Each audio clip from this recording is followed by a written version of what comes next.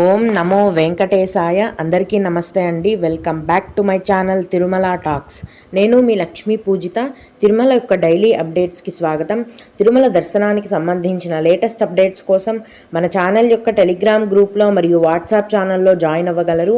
వాటి యొక్క లింక్ అనేది ఈ వీడియో కింద డిస్క్రిప్షన్లో మరియు కామెంట్ సెక్షన్లో ఇవ్వటం జరిగింది.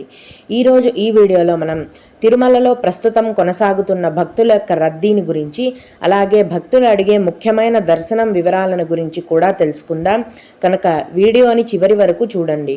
ముందుగా నిన్న అంటే ఏప్రిల్ 18వ తేదీన తిరుమలలో స్వామివారిని మొత్తం 55,537 మంది భక్తులు దర్శించుకున్నారు. అందులో స్వామివారికి మొత్తం 20,486 మంది భక్తులు తలనీలాలను సమర్పించారు. నిన్నటి రోజున తిరుమల శ్రీవారి హుండీ యొక్క ఆదాయం అనేది 3,02,00,000 రూపాయలు. ఈరోజు కూడా ఎటువంటి దర్శనం టికెట్లు లేకుండా నేరుగా భక్తులను ఫ్రీ దర్శనానికి అనుమతిస్తున్నారండి. ఇలా టికెట్స్ లేకుండా నేరుగా వెళ్ళే ఫ్రీ దర్శనానికి ప్రస్తుతం 8 గంటల సమయం అనేది పడుతోంది. అలాగే తిరుపతిలో ఇచ్చే సర్వదర్శనం టికెట్లను తీసుకొని దర్శనానికి వెళ్లే భక్తులకు దర్శనానికి 3 గంటల సమయం అనేది పడుతోంది. 300 రూపాయల దర్శనం వారికి మరియు 500 రూపాయల దర్శనం వారికి దర్శనానికి 2 గంటల సమయం అనేది పడుతోంది. ఈరోజు కూడా చిన్నపిల్లల సుపదం దర్శనం అనేది ఉందండి.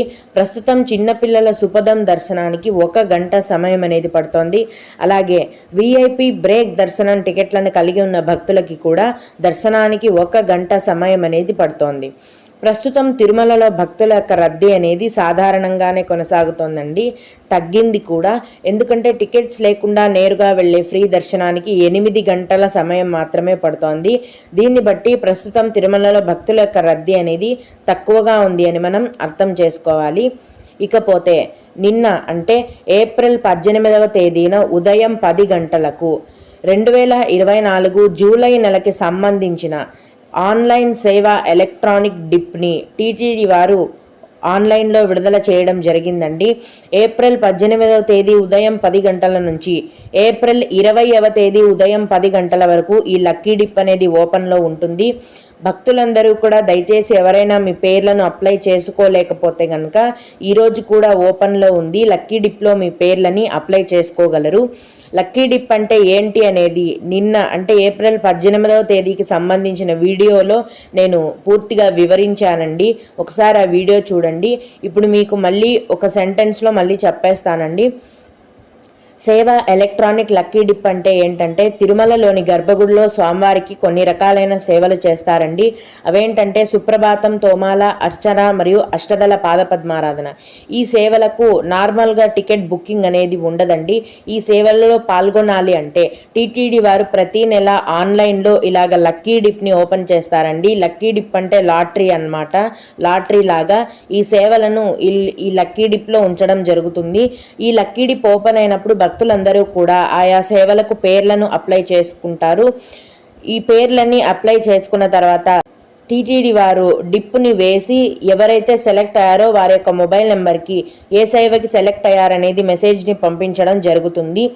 ఈ లక్కీ డిప్లో సెలెక్ట్ అయిన సేవలలో పాల్గొన్న భక్తులకు తిరుమలలో ఆలయంలో స్వామివారిని మొదటి గడప నుంచి అంటే అతి దగ్గర నుంచి దర్శనం చేసుకునే అవకాశం అనేది ఉంటుందండి.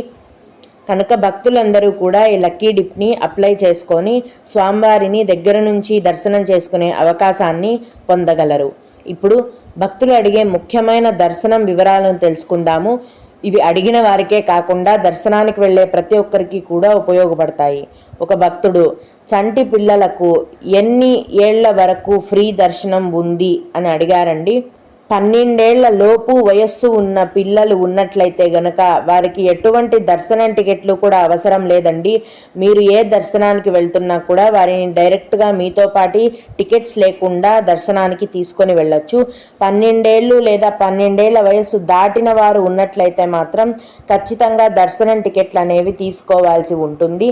అలాగే 1 సంవత్సరం లోపు వయస్సు ఉన్న చిన్న పిల్లలు ఉన్నట్లయితే గనక వారికి మరియు వారి యొక్క తల్లిదండ్రులకి స్పెషల్ క్యూ లైన్ నుంచి దర్శనం అనేది ఉంటుంది. ఇంకొకరు రూమ్స్ని ఒక రోజుకి బుక్ చేసుకుంటే తర్వాత ఎక్స్టెండ్ చేసుకునే అవకాశం ఉందా, ప్రాసెస్ ఏంటి అని అడిగారండి. తిరుపతిలో కానీ తిరుమలలో కానీ టీటీడీకి సంబంధించిన రూమ్స్ బుక్ చేసుకున్నట్లయితే ఇంకొక రోజుకు మాత్రం ఎక్స్టెండ్ చేసుకునే అవకాశం ఉందండి. ఎక్కువ రోజులకు ఎక్స్టెండ్ చేసుకోలేము. ఇంకొక 24 గంటలకు మాత్రమే ఎక్స్టెండ్ చేసుకోవచ్చు. ప్రాసెస్ ఏంటి అంటే, మీరు బుక్ చేసుకున్న రూమ్లో చెక్ ఇన్ అయి ఒక రోజు మొత్తం ఉన్న తర్వాత ఆ బిల్డింగ్లో ఉన్న రిసెప్షన్ కౌంటర్ దగ్గరికి వెళ్ళి ఇంకొక 24 గంటలకు గాను రూమ్ని ఎక్స్టెండ్ చేయమని అడగాలి. వాళ్ళు ఆ రోజు భక్తుల యొక్క రద్దీని బట్టి మీ దగ్గర ఎక్స్ట్రా పేమెంట్ అనేది తీసుకొని రూమ్స్ని ఎక్స్టెండ్ చేయడం జరుగుతుంది. అలాగే తిరుమల అలిపిరి కాలినడక మార్గం సమయం వివరాలు చెప్తారా అని అడిగారండి. అలిపిరి మెట్ల మార్గం అనేది ఉదయం 4 గంటల నుంచి రాత్రి 10 గంటల వరకు తెరిచి ఉంటుందండి. అయితే భక్తులు గమనించాల్సిన విషయం ఏంటంటే, మధ్యాహ్నం 2 గంటల నుంచి కూడా 12 ఏళ్ల లోపు వయస్సు ఉన్న పిల్లలని నడక మార్గంలో అలౌ చేయరండి. అప్పుడు ఒకవేళ మీకు 12 ఏళ్ల లోపు వయస్సు ఉన్న చిన్నపిల్లలు ఉన్నట్లయితే అలిపిరి మెట్ల మార్గంలో ఉదయాన్నే మీరు బయలుదేరాలి. మధ్యాహ్నం 2 తర్వాత అయితే పిల్లలని మెట్ల మార్గంలో అలౌ చేయరు. జంతువుల దాడులు జరుగుతున్న కారణంగా టీటీడీ వారు ఈ రూల్ని పెట్టడం జరిగింది. అలాగే అకామిడేషన్ బుకింగ్ స్లిప్ని అలిపిరి చెక్ పాయింట్ దగ్గర స్కాన్ చేసుకోవచ్చా అని అడిగారండి. అలా చేయరండి. అకామిడేషన్ ఆన్లైన్ బుకింగ్ స్లిప్ని తిరుమల కొండపైన సిఆర్ఓ ఆఫీస్లోని ఏఆర్పి కౌంటర్లో స్కాన్ చేస్తారు. స్కాన్ చేసి అక్కడ మీకు రూమ్స్ని కేటాయిస్తారు. సిఆర్ఓ ఆఫీస్లో తప్ప ఇంకెక్కడా కూడా స్కాన్ చేయరు. ఓం నమో వెంకటేశాయ. మీకు కూడా ఇలా ఏవైనా సందేహాలు ఉన్నట్లయితే మన ఛానల్ కింద కామెంట్ సెక్షన్లో తెలియజేయగలరు. నేను వాటికి ఖచ్చితంగా రిప్లై ఇవ్వడానికి ప్రయత్నిస్తాను. ఇవి ఇవాల్టి తిరుమల అప్డేట్స్. ఇలాంటి మరిన్ని వీడియోల కోసం నా ఛానల్ని సబ్స్క్రైబ్ చేసుకోండి. ఈ వీడియోని లైక్ చేసి షేర్ చేయగలరు. ఓం నమో వెంకటేశాయ.